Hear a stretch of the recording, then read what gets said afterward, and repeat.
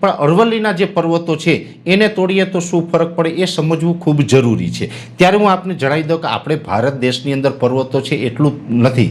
પર્વતો છે તે વિશ્વના દરેક દેશોને ક્યાંય ને ક્યાંય પર્વતો છે એ જોવા મળતા હશે। એમાં પણ ખાસ કરીને ભારત છે એ તો એક આખો ખંડ થાય એવડો વિશાળ આપણો દેશ છે અને આપણા દેશની અંદર અલગ અલગ જગ્યાએ અલગ અલગ પર્વતો તમને જોવા મળતા હશે। જેવી રીતે જઈએ તો ઉત્તર ભારતની અંદર પણ પર્વતીય પ્રદેશો છે, જેની અંદર જમ્મુ કાશ્મીર હોય, લેહ લદ્દાખ, હિમાચલ પ્રદેશ, ઉત્તરાખંડ, અરુણાચલ પ્રદેશ એ વગેરેના જે ઉત્તરી ભાગો છે એ તમામ ભાગો ઉપરથી પણ જે આખી પર્વતોની જે હારમાળા પ્રસાર થઈ રહી છે। એવી જ રીતે આપણે દક્ષિણ ભારત તરફ નજર કરીએ તો જે દક્ષિણ ભારતના પશ્ચિમ અને પૂર્વ બંને ઘાટ ઉપર આપણે પર્વતો જોવા મળતા હશે, જેને આપણે ઈસ્ટ અને વેસ્ટ ઘાટ કહેવામાં આવે છે। એ પર્વતો છે એ પણ હવામાન ઉપર ઘણી બધી અસરો કરતું હોય છે। જ્યારે નૈઋત્યનું ચોમાસું છે તે આગળ વધતું હોય ત્યારે કેરળથી આગળ વધે છે। જો એ પર્વતીય માળા ન હોય તો એ કેરળ અને તમિલનાડુ બંનેથી એક સાથે આગળ વધી શકે છે। એટલે એ પ્રમાણે પણ ત્યાં હવામાન ઉપર એ અસર કરતા હોય છે। એવી જ રીતે મધ્યપ્રદેશ અને વગેરે વિસ્તારોની અંદર જોવા જઈએ તો ત્યાં પણ પર્વતો તમને જોવા મળતા હશે। ખાસ કરીને વિંધ્યાચલની વાત કરવા જઈએ તો એમાં પણ અનેક પ્રકારના પર્વતો આપણે જોવા મળે છે।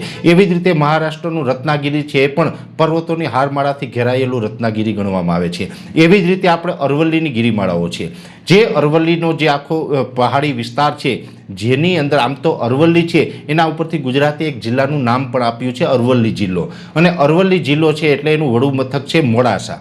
હવે આ જે અરવલ્લીના પર્વતો છે, માની લઈએ કે એને તોડી નાખવામાં આવે તો શું થાય? અરવલ્લીના જો પહાડો છે તોડવામાં આવે, એને એમાંથી ખનિજ છે કાઢવામાં આવે, પથ્થરો હોય કે માટી હોય કે વગેરે જે પણ એમાં જે ખનિજ નીકળે છે એ તમામ ખોદીને કાઢી નાખવામાં આવે ને પર્વતો જો તોડી નાખવામાં આવે તો પહેલાં તો ઉત્તર ગુજરાતના જે તમામ જિલ્લાઓ છે એમાં રણ બની શકે છે।